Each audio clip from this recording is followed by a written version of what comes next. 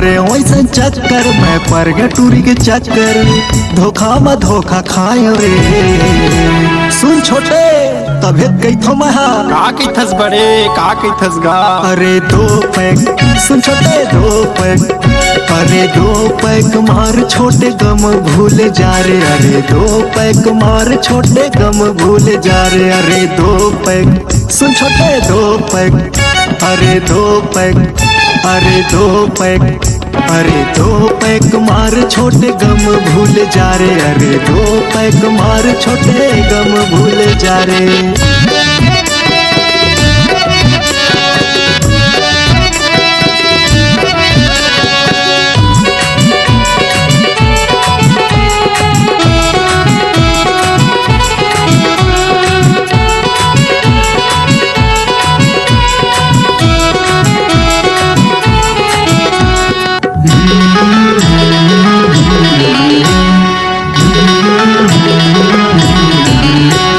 सुन छोटे बड़े बड़े धोखा खा के हिला बनाए को गमला छोटे ही हम मिटाई से।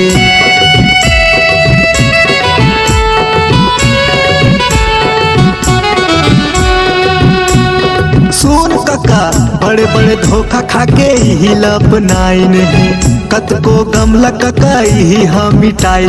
तोर सही दगा पास्टूरी नहीं देखे रहे मैं हाँ, मोला दगा देखे ते भागे रे। तबे कई थो काका का की थस भतीजा का की थस गा।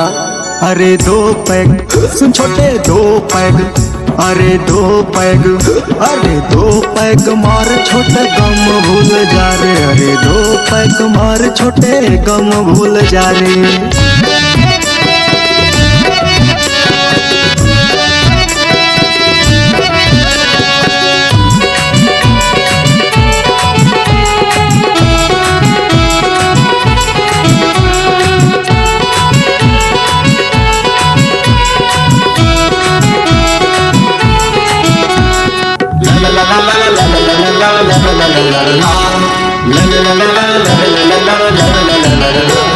सुन काका का बतावा काका प्रेम हो गे मोला, ये टूरी फंसा के धोखा दे दिस मोला।